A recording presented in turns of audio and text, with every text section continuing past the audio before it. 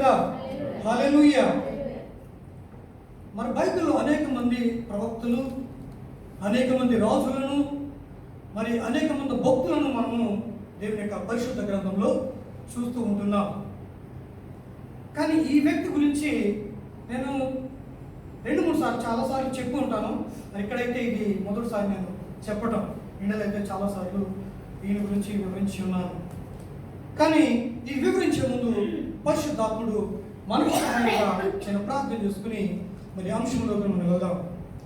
మహాపరిశుద్ధుడును మహాగణుడైన యేసయ్య, అల్పులను అయోగ్యుడైన కృప, నీ పక్షాన్ని నేను మాట్లాడుచుండగా నాయన, నా నోటికి మీరు ఉండి నన్ను కొద్ది నిమిషాలు మీరు బూరగా వాడుకోమనుచున్న స్తోత్రాలు. నా మాటలు నీ బిడ్డలకు అర్థమయ్యే రీతిలో అట్టి భాష నాకు మరి నేర్పమనుచున్నాను నాయన, స్తోత్రాలు. మరి నేను చెబుతున్న యొక్క వాక్యంలో తప్పిదముంటే దయతో నన్ను మన్నించండి. మరి ఇంకాను నేను నేర్చుకుంటా కాబట్టి కృప నాకు దయచేయమని ఇచ్చిన సంఘాన్ని బట్టి మీకు వందనాలు తెలియజేసుకుంటూ మా ప్రభువును మీ ప్రియ కుమారుడు యేసుక్రీస్తు వారి శ్రేష్ఠ నామములో మిక్కిలి వినయంతో వేడుకుని ప్రార్థిస్తున్నాను పరమ తండ్రి, ఆమేన్.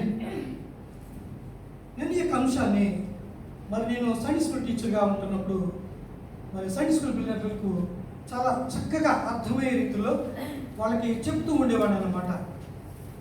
అయితే మరి బైబిల్లో అనేక మంది రాజులు ఉన్నారు, అధికారులు ఉన్నారు, మరి ఇంకా చూసినట్లయితే ప్రవక్తలు కూడా మనకు కనిపిస్తూ ఉన్నారు. కానీ ఈ రాజు ఎటువంటి వాడంటే దేవుని యందు భయభక్తులు కలిగిన రాజు, ప్రజల పట్ల అవిధేయత చూపే రాజు కాదన్నమాట ఈయన. అటువంటి రాజుకి ఏమొచ్చిందంటే ఒకనొక దినాన మరణకరమైన వ్యాధి రాజు గారికి ఇచ్చింది. మనకి ఏదన్నా నీరసం, ఒక రొంప పెట్టిన జ్వరం వచ్చిన మనం ఏం చేస్తాము, వెంటనే డాక్టర్ గారిని సంప్రదిస్తూ ఉంటాం కదండి. కానీ ఈ రాజుగారు ఎవరిని కూడా సంప్రదించి ఉండడు. కానీ దేవుడు ప్రవక్తను పంపించాడు రాజు దగ్గరికి. చూసారా?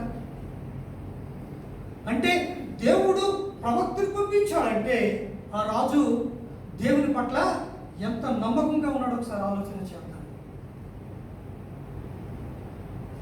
నీవు నేను మన నమ్మకాలు ఎంతవరకు అంటే మనకేదైనా కొంచెం కష్టం వస్తే ఆ నమ్మకాన్ని పక్కన పడేస్తాం, పక్కని పెట్టేస్తాం. కానీ ఈ రాజు అలా చేయలేదు. దేవుడే ప్రవక్తను పంపించాడంటే ఈ రాజు పట్ల దేవుడికి ఉన్న మరి నమ్మకం ఎటువంటిది ఒకసారి ఆలోచన చేద్దాం. మరి దేవుని పట్ల నా నమ్మకము ఏ రీతిగా ఉన్నది? ఈ రాత్రికాలం చిన్న మరి ప్రశ్న నాది. నీకు నేను దేవుని పట్ల ఏ రీతిగా నడుచుకుంటున్నావు? నీవు నిజంగా హృదయపూర్వకంగా దేవుని పట్ల నీవు నడుచుకున్నట్లయితే దేవుడు నీ పట్ల కూడా అదే చేస్తాడు. దేవునికి స్తోత్రం. హల్లెలూయా, హల్లెలూయా.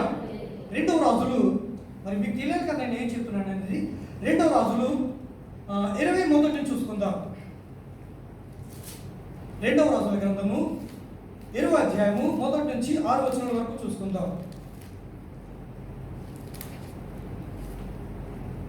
ఆ దినములలో హిజ్కియాకు మరణకరమైన రోగము కలుగగా, ఎటువంటిదండి?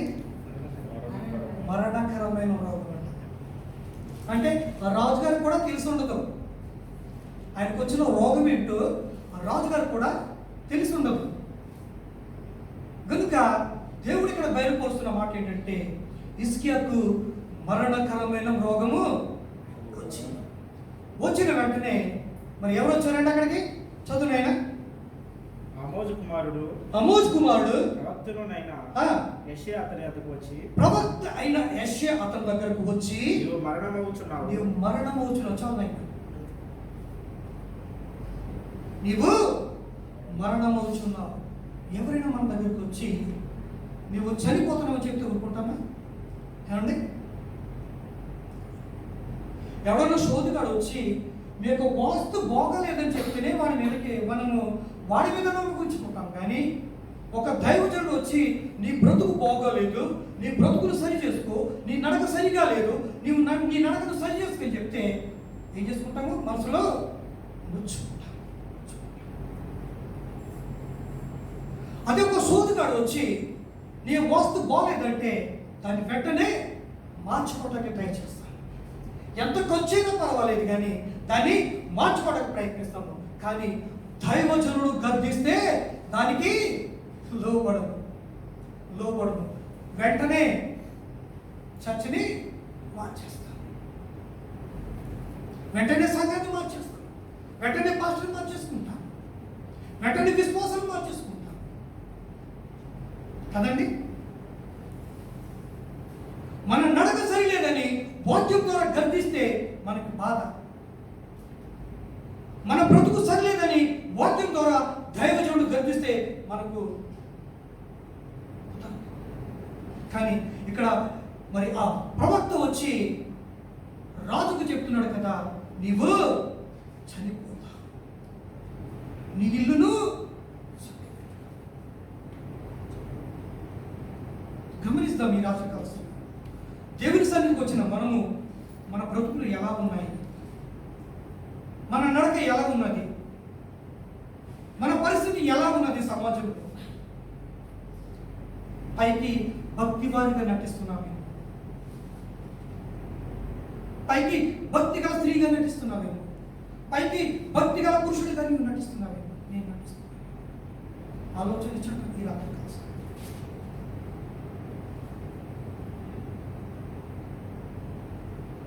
ప్రవక్త వచ్చి హిజ్కియాతో మాట్లాడుతున్నాడు. ఈ రాత్రి దేవుడు ఈ వాక్యం ద్వారా నీతో నాతో మాట్లాడుతున్నాడు. నువ్వు మరణించకుండా ఉండాలంటే నువ్వేం చేయాలి? దేవుని యొక్క మాటకు లోబడి జీవించాలి, దేవుని యొక్క దాసుల మాటకు లోబడి జీవించాలి, సంఘానికి లోబడి జీవించాలి. అప్పుడు నువ్వు దీర్ఘాయుష్ను, నీకు దీర్ఘాయం కావాలంటే నువ్వేం చేయాలి? దేవుని మాటకు లోబడి ఉండాలి.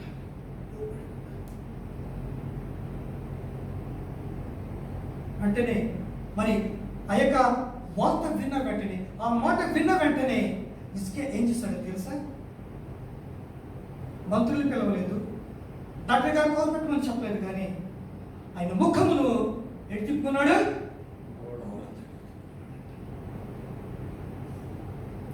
లోకం వైపు ఆయన ముఖాన్ని చూడలేదు, కానీ ఆయన వెనుకున్న ఆస్తిపాస్తుల గురించి ఆలోచన చేయలేదు, కానీ లేక ఆయన ప్రజల గురించి ఆయన ఆలోచించలేదు, కానీ ఆయన ముఖాన్ని గోడతోటి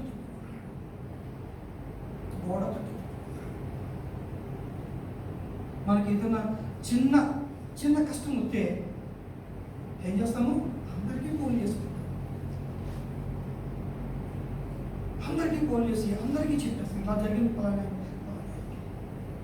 కానీ హిజ్కియా అలా చేయలేదు, కానీ ఆయన ముఖాన్ని గోడ తట్టు తిప్పుకున్నట్లుగా కనబడుతుంది ఇక్కడ. ఆయన లోకం వైపు చూడలేదు, కానీ ఆయన ముఖాన్ని గోడ తట్టు తిప్పుకుని యెహోవా సన్నిధిలో ప్రార్థన చేస్తున్నాడు. దేవునికి స్తోత్ర, హల్లెలూయా, హల్లెలూయా. ఆ ప్రార్థన ఎలా ఉన్నదంటే చదువునైన మాట, యెహోవా యథార్థహృదయుడనై సత్యముతో నీ సన్నిధిని నేను ఎట్లు నడుచుకుంటును, నీ దృష్టికి అనుకూలముగా సమస్తమును నేను ఎట్లు జరిగించుతును జ్ఞాపకం చేసుకోనమని. కృపతో దేంతో జ్ఞాపకం చేసుకోవాలండి? ప్రభుతో జ్ఞాపకం చేసుకున్నాను. కన్నీరు విడుస్తున్నాడు, కన్నీరు విడుస్తూ ప్రార్థన చేస్తున్నాడు. అట్టి ప్రార్థన మనం ఎప్పుడైనా దేవుని సన్నిధిలో చేసామా? మన కుటుంబంలో చేసుకున్నామా? మన గృహంలో చేసుకున్నామా?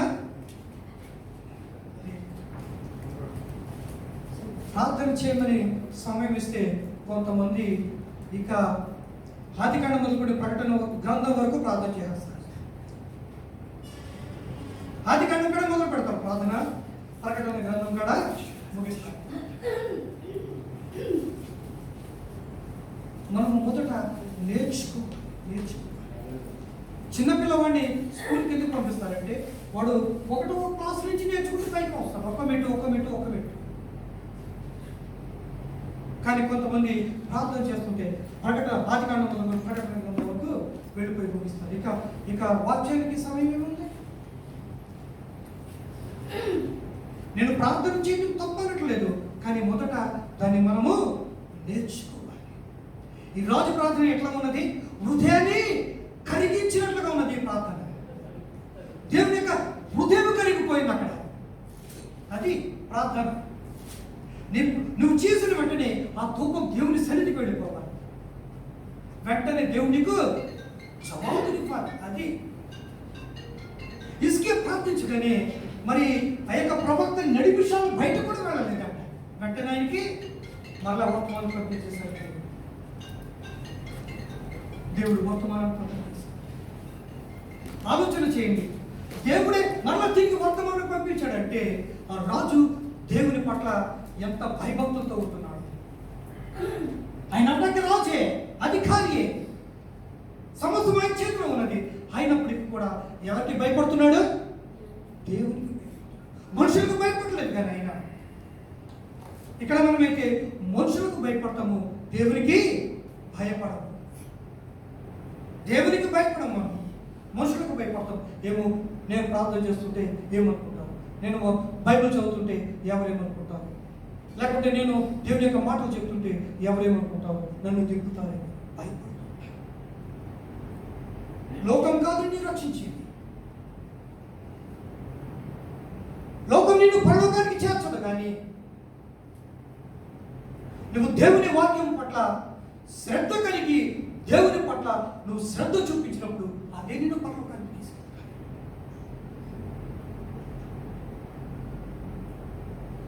ఒక వ్యక్తి మారు మనసు పొందాలంటే దానికి కావాల్సిన ఏంటో తెలుసా? పరిశుద్ధాత్మ తోడు కావాలి. పరిశుద్ధాత్మ తోడు నీకు ఉన్నట్లయితే నువ్వు చేసే ప్రతి పని కూడా అది నీకు జ్ఞాపకం చేస్తుంటాడు. నువ్వు మంచి పని చేస్తుంటే అది నీకు సపోర్ట్ చేస్తుంది, నువ్వు చెడ్డ పని చేస్తుంటే అది నీకు హెచ్చరిస్తూ ఉంటాడు. నేను నీలో ఉండాలంటే నువ్వు ఈ పని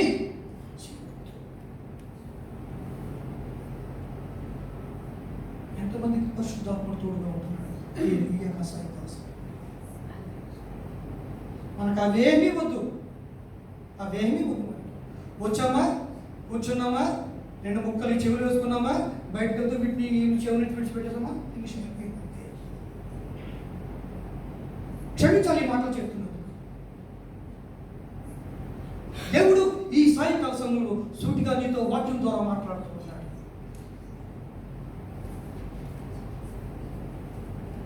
హిజ్కియా దేవుని యందు భయభక్తితో ఉన్నాడు కనుక ఆయనకి మళ్ళీ ఆయుష్ను దేవుడు పెంచినట్లుగా కనపడింది. ఆయుష్ను తగ్గించాడా? ఆయన ఆయుష్ను ఇంకా పెంచాడు. దేవుని పట్ల మన భక్తి ఎలా ఉండాలంటే నీ ఆయుష్ను పెంచే విధంగా ఉండాలి తప్ప నీ ఆయుష్ను తగ్గించే విధంగా ఉండాలి.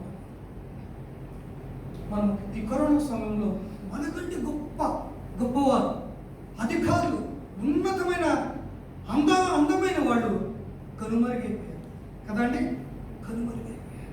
కానీ నీవు నేను సజీవులుగా ఉన్నామంటే కేవలం దేవుని యొక్క కృప. దేవునికి స్తోత్ర, హల్లెలూయా, హల్లెలూయా.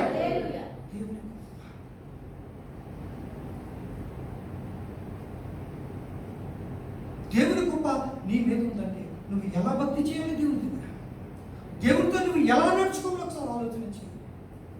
నువ్వు బ్రతికున్నావంటే కేవలం దేవుని యొక్క బ్రతికి ఉన్నానంటే నీ కృప, జీవిస్తున్నానంటే నీ కృప.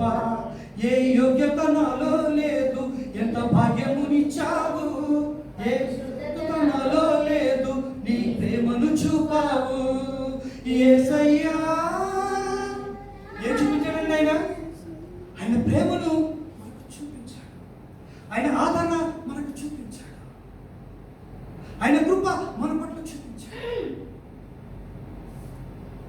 అయినప్పటికీ కూడా మనం వాటన్నిటినీ మన ఇష్టానుసారంగా మనం చేస్తాం.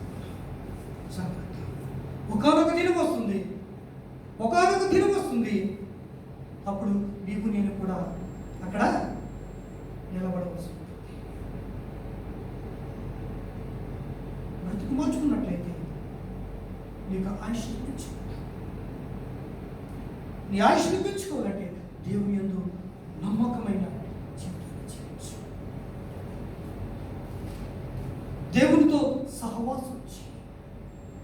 దేవుని సన్నిధిని అనుదినము ఆస్వాదించు. నీ ఆయుష్ దేవుడు పెంచుతాడు. ఇక్కడ ఆయుష్ని పెంచి ఏమంటున్నాడంటే 3వ దినమున ఎక్కడికి వస్తా అంటున్నాడు? నీ మందిరానికి. చూడండి ఆయన 5వ వచనం. నీవు తిరిగి నా ప్రజలకు అధిపతి అయిన హిజ్కియా యొద్దకు పోయి అతనితో ఇట్లనము, నీ పితరుడైన దావీదునకు దేవుడకు యెహోవా నీకు సెలవిచ్చినదేమనగా నీవు కన్నీళ్లు విడుచుట దేవుడు చూచి తిని నీ ప్రార్థన నేను అంగీకరించి నేను నిన్ను బాగు చేసేదను 3వ దినమున నీవు యెహోవా మందిరమునకు ఎక్కిపోవుదువు. ఎన్నో దినమునండి? 3వ దినమున యెహోవా మందిరమునకు ఎక్కిపోతావు. దేవునికి స్తోత్రం. హల్లెలూయా. దేవుడు వెంటనే ఆయన ప్రార్థన చేయగానే ఇంకా ఆయన బయటకు కూడా వెళ్ళలేదంట. ప్రవక్త బయటకు వెళ్ళకుండానే దేవుడు అంటుండే కదా, త్వరగా వెళ్ళి ఈ యొక్క సమాచారం మళ్ళీ హిజ్కియాకు చెప్పు. ఎంత సంతోషం అంటే దేవుడు మళ్ళా నిన్ను 3వ దినాన తన మందిరానికి పిలుస్తున్నాడంటే, ఆయన పిలవాలంటే నువ్వేం చేయండి? ఆయనకు నువ్వు లోపడాలి. మొత్తం మనం సరెండర్ అయిపోవాలి ఆయనకి. అంతే. పోలీసు వచ్చినప్పుడు పోలీసుకి మనం ఏం చేస్తామండి? మనము లేదని పోలీసు కొడతాడు నిలబడి దూరుకుంటాడా? అంటే పోలీసు ముందు 2 జేబులు చేతులు పెట్టుకుని ఏంట్రా అనగలి కొడతాడు, ఏం చెప్తాడు? 2 కొట్టేస్తాడు, దాంట్లో వేసుకుంటాడు. కనుక మనము దేవుని దగ్గర ఏం చేయాలంటే, దేవునికి ఎప్పుడైతే నువ్వు సరెండర్ అయిపోతావో దేవుడు 3వ నీకు ఎటువంటి రోగం వచ్చినప్పటికీ కూడా దేవుడు నిన్ను బాగు చేసి 3వ దినాన తన మందిరంలో సాక్ష్యం చెప్పే విధంగా నేను నిలబెట్టాను. దేవునికి స్తోత్రం. హల్లెలూయా. నమ్ముతున్నాం. దానికి నిదర్శనంగా ఇక్కడ హిజ్కియాను దేవుడు మనకు చూపిస్తూ ఉన్నాడు. హిజ్కియాను దేవుడు మనకు చూపిస్తూ ఉన్నాడు. ఒకవేళ నీవు విశ్వసించినట్లయితే హిజ్కియాకు ఏ రీతిగా దేవుడు తన ఆయుష్ని పెంచి అతనికి పునర్జన్మనిచ్చాడు, అట్టి రీతిగా నేను కూడా దేవుడు బాగు చేయడానికి సిద్ధంగా ఉన్నాడు. కానీ నువ్వు చేయవలసింది ఏంటంటే ఆయనకు నువ్వు సరెండర్ అయ్యి, ప్రభువా నేను పాపిని, నా జీవితము పాప జీవితం కనుక ఈ పాపం నుంచి నన్ను బయటికి తీసి నీ బిడ్డగా నన్ను వాడుకో అని నువ్వెప్పుడైతే దేవుడికి నువ్వు సరెండర్ అయిపోతావో దేవుడు అప్పుడు నీతో మాట్లాడాడు. దేవుడు నీతో మాట్లాడాడు అంటే నీ ఆయుష్ పెంచినట్టే.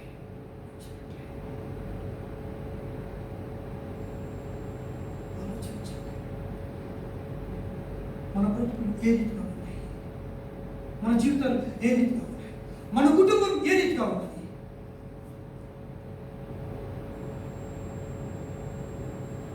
తల్లి జాబ్ చేసి కుటుంబాన్ని పోషించాలంటే భర్త మాట్లాడతాడు. భర్త వచ్చి కుటుంబాన్ని చూసుకుందామని భర్త జాబ్ చేస్తే భార్య మాట్లాడతాడు. ఇద్దరు వచ్చి ఇక్కడ పని చేస్తుంటే పిల్లలు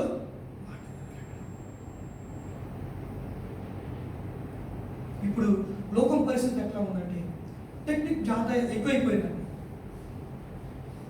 అందరికీ కూడా ఇంతకు ముందు ఎవరికి మొబైల్ లేవు, కానీ ఈ యొక్క 4-5 సంవత్సరాలు ప్రతి ఒక్కరు కూడా ఒక మొబైల్. ఒక చిన్న స్టోరీ చెప్తాను మీకు. ఆమె అంట కొత్తగా మొబైల్ కొనుక్కున్న తర్వాత ఏ ఫోన్ వచ్చినా సరే ఒక గంటన్నర మాట్లాడుతున్నాడు. ఎంత అంటే గంటన్నర భర్తను పట్టించుకోవాలి. ఆయన డ్యూటీస్ వచ్చి మరి భోజనం పెట్టమన్నా నీళ్ళు ఏమన్నా ఆయన ఏం పట్టించుకోవాలి, ఫోన్లోనే పడుతుంది. సరే ఒక రోజున మళ్ళీ ఆమెకి మిస్ కాల్, ఒక రాంగ్ కాల్ వచ్చిందంట. మిస్ కాల్ వస్తే ఆమె ఫోన్ చేసి అరగంటలో పెట్టేసిందంట.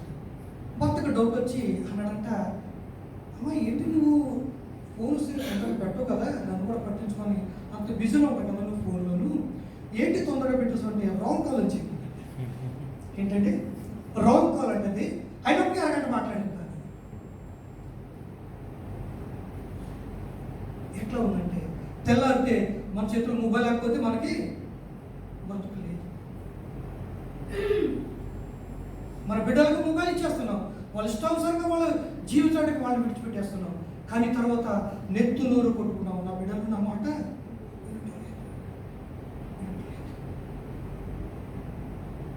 బాలుడు నడవవలసిన తోవను వాడికి నేర్పుము, వాడు పెద్దవాడైనప్పుడు దాని నుండి తొలగిపోడు. దిగిన ఒక వాక్యం ఉందన్నమాట. నువ్వు చిన్నతనం నుంచి నీ బిడ్డలకు సండే స్కూల్ అనే నారుమాడి వాళ్ళకి వేసినట్లయితే వాళ్ళు ఎదిగే కొద్ది దాని నుంచి ఒక జరిగిన సంఘటన మీకు చెప్పి నేను వాక్యాన్ని ముగిస్తాను. నాకు 2000లో వివాహం అయింది. అయితే నేను 97 నుంచి కూడా నేను ముంబైలో జాబ్ చేస్తూ ఉండేవాడిని.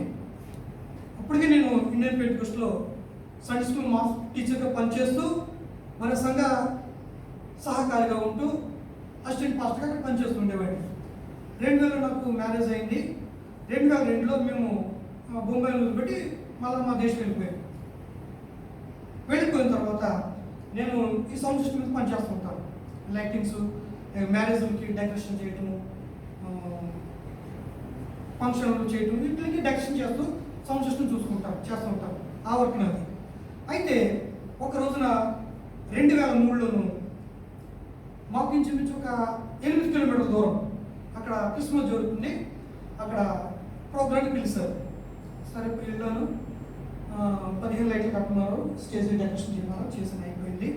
ఓకే, క్రిస్మస్ జరుగుతున్న సమయంలో అక్కడికి వచ్చిన దైవజనుడు, బయట నుంచి పిలిచిన దైవజనుడు, ఆయన నాకు తెలుసు అనమాట. నాకు ఎలా తెలుసు అంటే నేను ఇండియా దేశంలో మరి జీడిఎం సంఘంలో కాపరిగా పనిచేస్తున్నప్పుడు ఆయన 2-3 సార్లు నేను ఆహ్వానించడం జరిగింది.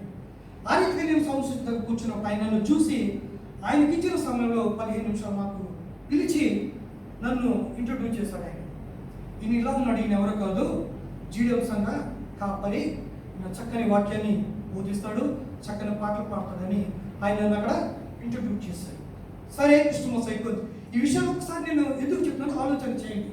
అంటే అక్కడ నన్ను ఇంట్రడ్యూస్ చేశాడని కాదు అక్కడ చెప్పేది, అక్కడ జరిగిన ఒక సంఘటన దాన్ని జ్ఞాపకం చేస్తున్నాను. సరే, క్రిస్మస్ అయిపోయింది.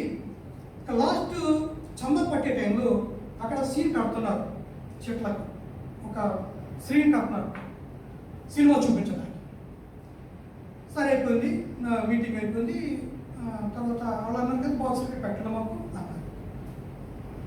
నేను అనుకున్నాం క్రిస్మస్ సినిమాలో క్రిస్మస్ మూవీలు చూపిస్తారు కదా, జీసస్ క్రైస్ట్ అని ఇటువంటి చూపిస్తారు, బాగా అని ఇటువంటి చూపిస్తారు కదా, అదే కావాలనుకుని నేను ఏం చేశాను, బాక్స్ సెట్ చేసి మళ్ళీ అన్నీ సెట్ చేసి ప్రాజెక్టులు సెట్ చేసి సరే పక్కకు వెళ్ళారు. ఇలాగా అతను వచ్చి తమ్ముడు నువ్వు ఈ సినిమా ఆడు, మరి నాకు ఇంకో దగ్గర నేను ప్రోగ్రామ్ వెళ్ళిపోవాలి అనేసి ప్రాజెక్ట్ నాకు చెప్పాడు. అప్పుడు నేను అనుకున్నాను ఏంటిదంటే ఏం సినిమా అంటే, మరి చెప్పడాకే నాకు చాలా విచిత్రం అనిపించింది అనమాట. బుద్ధుల ప్రియుడి సినిమా అంటే చూడండి, క్రైస్తవ జీవితం అక్కడ జరిగింది క్రిస్మస్. నా జీవిత అనుభవంలో నేను చూసిన ఒక భయంకరమైన సన్నివేశం.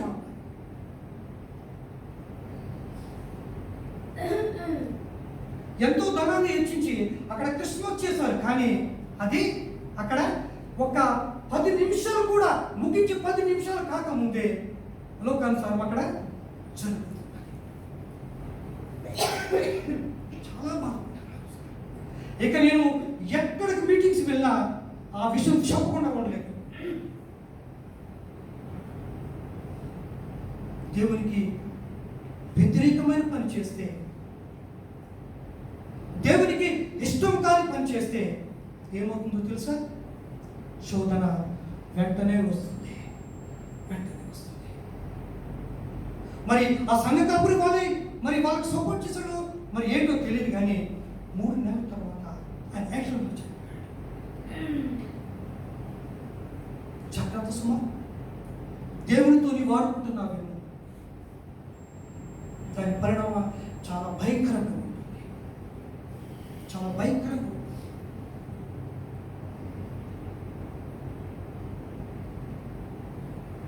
ఇక్కడ హిజ్కియాకు వచ్చిన మరణ వ్యాధి నుంచి దేవుడు తప్పించాడు. ఎందుకు తప్పించాడు? దేవుని యందు విశ్వాసంతో ఉన్నాడు కనుక. రాజు అయినప్పటికీ కూడా, ఒక అధికారి అయినప్పటికీ కూడా ఎవరికి భయపడ్డాడు? దేవునికి భయపడ్డాడు. ఆలోచన చేయాలి. ఈ రాత్రి సమయంలో నువ్వు ఎవరికి భయపడుతున్నావు? సమాజానికి భయపడుతున్నావా? నీ అధికారులకు భయపడుతున్నావా? దేవునికి భయపడుతున్నావా?